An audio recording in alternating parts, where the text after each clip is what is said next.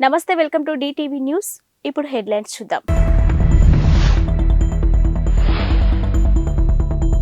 Speaker కు YCP rebel ఎమ్మెల్యేల లేఖలు. వృద్ధాప్యంలో ఉన్న అత్తను కోడలే చూసుకోవాలి, అది మన సంస్కృతిలోనే ఉంది. జార్ఖండ్ హైకోర్టు తీర్పు. కెనడా ఎన్నికల్లో విదేశీ శక్తుల జోక్యంపై విచారణలో భారత్ పేరు. ఆంధ్రప్రదేశ్ అసెంబ్లీ స్పీకర్ కు వైసీపీ రెబల్ ఎమ్మెల్యేలు తాజాగా లేఖలు రాశారు. తమకు అందిన నోటీసులు వివరణ ఇచ్చేందుకు 4 వారాల గడువు ఇవ్వాలని కోరారు. ఈ మేరకు వైసీపీ రెబల్ ఎమ్మెల్యేలు మేకపాటి చంద్రశేఖర్ రెడ్డి, ఉండవల్లి శ్రీదేవి, కోటంరెడ్డి శ్రీధర్ రెడ్డి, ఆనం రామనారాయణ రెడ్డి బుధవారం స్పీకర్ కార్యాలయానికి విడివిడిగా లేఖలు పంపించారు. తాము అందుకున్న నోటీసులను పరిశీలించాల్సిన అవసరం ఉందని, తమపై ఫిర్యాదు చేసిన వారు సమర్పించిన ఆధారాలను అందించాలని ఈ లేఖలో కోరారు. ఇక వాటిని పరిశీలించేందుకు 4 వారాల గడువు కూడా ఇవ్వాలంటూ విజ్ఞప్తి చేశారు. తమ పార్టీకి చెందిన 4 ఎమ్మెల్యేలు అనైతికంగా పార్టీ మారారని, పార్టీ ఫిరాయింపుల చట్టం ప్రకారం వారిపై చర్యలు తీసుకోవాలని వైసీపీ స్పీకర్ కు ఫిర్యాదు చేసింది. ఇక ఆనం, కోటంరెడ్డి, మేకపాటి, ఉండవల్లి శ్రీదేవిలపై అనర్హత వేటు వేయాలని కోరింది. ఈ ఫిర్యాదును పరిశీలించిన స్పీకర్ తమ్మినేని సీతారాం, పార్టీ ఫిరాయింపులకు పాల్పడిన నేపథ్యంలో వారిపై చర్యలు ఎందుకు తీసుకోకూడదో వివరణ ఇవ్వాలని నోటీసులు జారీ చేశారు. ఇక ఈ నోటీసులకు వివరణ ఇచ్చేందుకు మరింత సమయం కావాలని వైసీపీ రెబల్ ఎమ్మెల్యేలు తాజాగా లేఖలు రాశారు. వృద్ధాప్యంలో ఉన్న అత్త సంరక్షణపై జార్ఖండ్ హైకోర్టు కీలక వ్యాఖ్యలు చేసింది.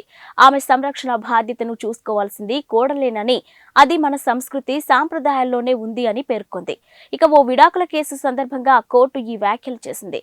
వృద్ధులైన అత్త మామలను లేదా అమ్మమ్మకు సేవ చేయడం స్త్రీ బాధ్యత అని పేర్కొంది. అదొక సాంస్కృతిక ధర్మం అని తెలిపింది. వారి నుంచి విడిపోయినా వేరుగా కాపురం పెట్టాలని భర్తపై ఒత్తిడి తీసుకురావడం సమంజసం కాదని జస్టిస్ సుభాష్ చంద్ర స్పష్టం చేశారు. అంతేకాదు, ఎలాంటి కారణం లేకుండా భర్త నుంచి విడిపోయినట్టయితే మనోవర్తి పొందే హక్కు భార్యకు ఉండదని పేర్కొన్నారు. విడాకుల కేసును విచారించిన ధుమ్కాలోని కుటుంబ న్యాయస్థానం భార్యకు 30,000 రూపాయలు, కుమారుడికి 15,000 రూపాయలు చెల్లించాలని తీర్పునిచ్చింది. ఇక భర్త దీనిని జార్ఖండ్ హైకోర్టులో సవాలు చేశారు. విచారించిన న్యాయస్థానం పై విధంగా తీర్పు చెప్పింది. అంతేకాదు, ఈ సందర్భంగా కుటుంబంలోని మహిళల ప్రాముఖ్యాన్ని చెబుతూ మన స్మృతిలోని విషయాలను ప్రస్తావించడం గమనార్హం. ఖలిస్తానీ ఉగ్రవాది హర్దీప్ సింగ్ నిజ్జార్ హత్య పర్యవసనాలతో భారత్ కెనడా దౌత్య సంబంధాలు దెబ్బతిన్న నేపథ్యంలోనే మరో కీలక పరిణామం చోటు చేసుకుంది. అయితే తమ దేశ ఎన్నికల్లో విదేశీ శక్తుల జోక్యంపై జరుపుతున్న విచారణలో భారత్ పేరును కెనడా చేర్చింది. ఇక ఎన్నికల్లో భారత్ జోక్యం అవకాశాలపై తాము కోరిన సమాచారం అందించాలని కెనడా ప్రభుత్వాన్ని స్వతంత్ర విచారణ కమిషన్ కోరింది. 2019-2021 ఎన్నికల్లో భారత్ జోక్యానికి సంబంధించిన డాక్యుమెంట్లను అందజేయాలని కెనడా ప్రభుత్వాన్ని కోరినట్టు కమిషన్ బుధవారం ఒక ప్రకటనలో పేర్కొంది. ఈ ఆరోపణలకు సంబంధించి ఫెడరల్ ప్రభుత్వం వద్ద పూర్తి సమాచారాన్ని పరిశీలించనున్నట్టు తెలిపింది. ఇక పూర్తిగా పరిశీలించిన తర్వాత విదేశీ జోక్యం గుర్తింపు, దీనిని అరికట్టడానికి సంబంధించిన సిఫార్సులను ప్రభుత్వానికి అందజేయనున్నట్టు తెలిపింది. కాగా విదేశీ శక్తుల జోక్యంలో భారత్ పేరును చేర్చడంపై ఒట్టవాలోని భారత హైకమిషన్ను బుధవారం సంప్రదించగా స్పందించలేదు. కాగా ఈ తాజా పరిణామంతో ఇప్పటికే ఉద్రిక్తంగా ఉన్న ఇరు దేశాల సంబంధాలను మరింత దెబ్బతీయవచ్చనే విశ్లేషణ వెలువడుతున్నాయి. ఏపీ ముఖ్యమంత్రి వైఎస్ జగన్ చేతులెత్తేశారని, వైసీపీ ప్యాకప్ అవుతుందని టీడీపీ యువనేత నారా లోకేష్ అన్నారు. ఎక్స్ వేదికగా ఆయన ఈ వ్యాఖ్యలు చేశారు. ఇక హ్యాపీగా దిగిపోతా ఎన్నికల ముందు జగన్ స్వరంలో నిరాశ పేరుతో ఆంధ్రజ్యోతి దినపత్రికలోని వచ్చిన వార్తను ఆయన షేర్ చేశారు. ఇక 56 నెలలుగా అధికారంలో ఉన్నాను, నేను బెటర్గానే చేశానని అనుకుంటున్నా, ఎలాంటి విచారం లేదు, ఇప్పటికిప్పుడైనా సంతోషంగా దిగిపోతా అంటూ జగన్ నిర్వేదాన్ని వ్యక్తం చేసినట్టు ఈ వార్తలో ఉంది. ఇక తిరుపతిలో జరుగుతున్న ఎడ్యుకేషన్ సమ్మిట్లోని ఆయన ఈ వ్యాఖ్యలు చేశారని సదరు పత్రిక పేర్కొంది. హైదరాబాద్ బిర్యానీ ప్రపంచ వ్యాప్తంగా పాపులర్. దీనికి జతగా ఇప్పుడు బిర్యానీ టీ కూడా వచ్చేసింది. ప్రస్తుతం నగరంలో ఈ సరికొత్త ట్రెండ్ వెళ్లాలనుకుంటుంది. ఇక బిర్యానీ రుచిని టీకి జత చేయాలన్న ఆలోచనలో నుంచి పుట్టిన ఈ బిర్యానీ టీ నగరవాసుల మన్ననలు పొందుతుంది. చాలా చోట్ల బిర్యానీ టీ స్టాళ్లు కూడా పుట్టుకొచ్చాయి.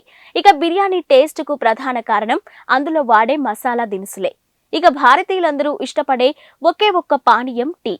ఈ రెండింటిని ఓ చోట చేర్చి తయారు చేసేదే బిర్యానీ టీ.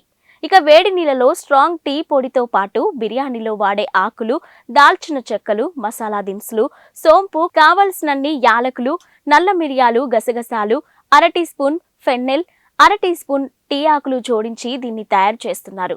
ప్రస్తుతం మార్కెట్లో ఉన్న టీ వెరైటీల కంటే ఇదే భిన్నంగా ఉండడం ఈ పానీయం నగరవాసులకు బాగా నచ్చడంతో అనేక చోట్ల బిర్యానీ టీ స్టాళ్లు ప్రారంభమవుతున్నాయి. ఇక పేరుకే బిర్యానీ టీ అయినా దీనికి బిర్యానీ రుచితో ఏమాత్రం సంబంధం ఉండదు. కేవలం మసాలాలను మాత్రమే జోడించడంతో ఈ టీ తనదైన కొత్త రుచిని సంతరించుకుంది. మసాలా ఛాయ్ని తలదన్నేలా ఉంటుంది. అసలే ఇది శీతాకాలం కావడంతో ఈ కొత్త టీ ఫ్లేవర్ జనాలను ఉర్రూతలూగిస్తుంది. ఆస్ట్రేలియాలోని ఓ బీచ్ లో స్నానాలకు వెళ్లిన 4 భారతీయులు ప్రమాదవశాత్తు నీటిలో మునిగి ప్రాణాలు కోల్పోయారు. ఇక విక్టోరియాలోని ఫిలిప్ ఐలాండ్ బీచ్ లో ఈ ఘటన జరిగినట్టు కాన్బెర్రాలోని భారత హైకమిషన్ తెలిపింది. ఇది హృదయ విదారక ఘటన అని ఆవేదనను వ్యక్తం చేసింది. బాధితుల స్నేహితులను సంప్రదించి అవసరమైన సాయం అందిస్తామని చెబుతూ వారి కుటుంబాలకు సానుభూతి తెలిపింది. ఇక జనవరి 25న మధ్యాహ్నం 3:30 సమయంలో 3 మహిళలు, ఓ పురుషుడు బీచ్ లో ప్రమాదంలో ఉన్నట్టు తమకు సమాచారం అందినట్టు విక్టోరియా పోలీసులు తెలిపారు.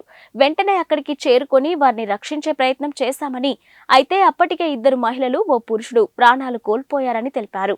ఇక అపస్మారక స్థితిలో ఉన్న మరో మహిళను ఆసుపత్రికి తరలించినట్టు చెప్పారు. అక్కడ ఆమె చికిత్స పొందుతూ మృతి చెందినట్టు తెలిపారు. వీరి మృతి వెనుక కారణాలు ఏంటి అని అనుమానాస్పద పరిస్థితులేవీ లేవని దర్యాప్తు చేస్తున్నప్పుడు పేర్కొన్నారు. భారత దిగ్గజ బాక్సర్ మేరీ కోమ్ రిటైర్మెంట్ ప్రకటించిందంటూ గురువారం ఉదయం నుంచి వార్తలు వస్తున్నాయి. అయితే ఈ వార్తలను ఆమె ఖండించారు. తాను ఇంకా రిటైర్మెంట్ ప్రకటించలేదని స్పష్టం చేశారు. తన వ్యాఖ్యలను తప్పుగా ప్రచారం చేస్తున్నారని క్లారిటీ ఇచ్చారు. తాను ఎప్పుడు ప్రకటించాలనుకున్నా వ్యక్తిగతంగా మీడియా ముందుకు వస్తానని తెలిపారు. తాను రిటైర్మెంట్ ప్రకటించానంటూ కొన్ని మీడియా కథనాలు వస్తున్నాయని, ఇక అందులో నిజం లేదని ఆమె వివరించారు. ఇక ఈ మేరకు ఓ ప్రకటన విడుదల చేశారు. జనవరి 24న తాను దిబ్రూఘర్లోని ఒక పాఠశాలలో జరిగిన కార్యక్రమంలో పాల్గొన్నానని, ఇక అందులోని పిల్లలను ప్రోత్సహిస్తూ మాట్లాడానని చెప్పారు. తనకు ఇప్పటికీ క్రీడల్లో ఇంకా సాధించాలనే కోరిక ఉన్నప్పటికీ ఒలింపిక్స్ లో వయోపరిమితి కారణంగా పాల్గొనడానికి వీలుండదని చెప్పానని అన్నారు. ఇక వయోపరిమితి ఉన్నప్పటికీ తన ఆటను కొనసాగించగలనని, ఇప్పటికీ తాను ఫిట్నెస్ పై దృష్టి సారిస్తున్నానంటూ పిల్లలకు చెప్పానని క్లారిటీ ఇచ్చారు. తాను రిటైర్మెంట్ ప్రకటించినప్పుడు ఖచ్చితంగా అందరికీ తెలియజేస్తానని అన్నారు. 5 మ్యాచ్ల టెస్టు సిరీస్ లో భాగంగా ఉప్పల్లో జరగనున్న తొలి టెస్టులో ఇంగ్లాండ్ జట్టు టాస్ గెలిచి బ్యాటింగ్ ఎంచుకుంది. ఇక బజ్బాల్ ఆటతో భారత్ కు ముక్కుతాడు వేస్తామని ప్రకటించిన ఇంగ్లాండ్ పోరుకు ముందే టీమిండియాపై పైచేయి సాధించే ప్రయత్నం చేసింది. అయితే స్వదేశంలో వరుసగా 16 టెస్టు సిరీస్లను గెలిచిన భారత్ ను ఇంగ్లాండ్ ఎలా అడ్డుకుంటుందన్నది ఆసక్తికరమే. అయితే 2012లో భారత్ చివరిసారి సొంత గడ్డపై ఇంగ్లాండ్ చేతిలోనే ఓడడం కొంత కలవరపాటుకు గురిచేసే అంశమే. ఇక మరోవైపు ప్రపంచ టెస్ట్ ఛాంపియన్షిప్ ఫైనల్ పరంగా చూసుకున్నా కూడా భారత్ కు ఇది ఎంతో ముఖ్యమైన సిరీస్. ఇక రోహిత్ సేన ప్రస్తుతం 4 టెస్టు సిరీస్లలో 2 విజయాలు, ఓ ఓటమి, ఒక డ్రాతో 54.16 పాయింట్లతో డబ్ల్యూటీసీ పట్టికలో 2వ స్థానంలో కొనసాగుతుంది. అయితే ఇంగ్లాండ్ 5 టెస్టుల్లో 2 సిరీస్లలో 2 విజయాలు, ఓటములు, ఒక డ్రాతో 7వ స్థానంలో ఉంది. టాస్ అనంతరం రోహిత్ శర్మ మాట్లాడుతూ 5 మ్యాచ్ల టెస్ట్ సిరీస్ ను తొలిసారి ఆడుతున్నట్టు చెప్పారు. అయితే కుర్రాళ్లందరూ ఉత్సాహంగా ఉన్నారని, ఇలాంటి వాతావరణంలో తాము గతంలోనూ ఆడామని చెప్పుకొచ్చాడు. 3 స్పిన్నర్లు, 2 పేసర్లతో బరిలోకి దిగుతున్నట్టు చెప్పాడు. మాలీలో ఘోర ప్రమాదం జరిగింది. అక్రమంగా నిర్వహిస్తున్న బంగారు గని కూలింది. ఈ ప్రమాదంలో 70 మందికి పైగా మృత్యువాత పడ్డారు.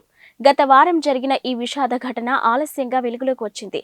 భయాందోళనల మధ్య సెర్చ్ ఆపరేషన్ జరుగుతుంది. ఇక మృతుల సంఖ్య మరింత పెరిగే అవకాశం ఉందని Mali geology and mining directorate senior అధికారి కరీం బెర్త్ వెల్లడించారు. ఇక నైరుతి కౌలీకోరాలోని ప్రాంతంలోని కంగబాగా జిల్లాల్లో ఈ దుర్ఘటన జరిగిందని తెలిపారు. గని కూలడానికి గల కారణాలపై దర్యాప్తు చేస్తున్నామని తెలిపారు. కాగా ప్రమాదం జరిగిన 4 రోజుల తర్వాత ప్రకటన విడుదల చేయడం గమనార్హమని అన్నారు. ఇక మైనింగ్ లో పాల్గొన్న చాలా మంది చనిపోయారని, వీరిలో అత్యధికులు మైనర్లు కూడా ఉన్నారని చెప్పారు. భవిష్యత్తులో ఇలాంటి ప్రమాదాలు జరగకుండా మైనింగ్ రంగంలో కొన్ని చర్యలు తీసుకురావాల్సి ఉందని బెర్తే అన్నారు. బుధవారం ఉదయం 10 గంటలకు ఆన్లైన్ విడుదల చేసిన శ్రీవారి 300 రూపాయల టికెట్ల ప్రవేశ దర్శనకు టికెట్లు గంటల వ్యవధిలోనే అమ్ముడుపోయాయని టీడీపీ ప్రకటించింది. ఇక భక్తులు కేవలం 2 గంటల 45 నిమిషాల వ్యవధిలోనే కొనుగోలు చేశారని తెలిపింది. ఇక శ్రీవారి ఆర్జిత సేవలు, లక్కీ డిప్, వృద్ధులు, దివ్యాంగులు, శ్రీవాణి ట్రస్ట్ 300 రూపాయలకే ప్రవేశపెట్టిన దర్శనం టికెట్లను బుధవారం ఉదయం 10 గంటలకు ఆన్లైన్ విడుదల చేసిన శ్రీవారి 300 రూపాయల ప్రత్యేక ప్రవేశ దర్శనం టికెట్లు గంటల వ్యవధిలోనే అమ్ముడుపోయాయని టీటీడీ ప్రకటించింది. భక్తులు కేవలం 2 గంటల 45 నిమిషాల వ్యవధిలోనే కొనుగోలు చేశారని తెలిపింది. ఇక శ్రీవారి ఆర్జిత సేవలు, లక్కీ డిప్, వృద్ధులు, దివ్యాంగులు, శ్రీవాణి ట్రస్ట్ 300 రూపాయల ప్రత్యేక ప్రవేశ దర్శనం టికెట్లను ఈ నెల 18 నుంచి 24 మధ్య టీటీడీ అందుబాటులో ఉంచింది. కాగా ఏప్రిల్ నెలకు సంబంధించి శ్రీవారి దర్శన టికెట్లు పొందిన భక్తుల కోసం మాత్రమే తొలిసారి వసతి గదుల కేటాయింపును ఆన్లైన్లో నిర్వహించింది. ఈ మేరకు టీటీడీ వివరాలను వెల్లడించింది. ఇవి ఇప్పటివరకున్న బులెటిన్ అప్డేట్స్.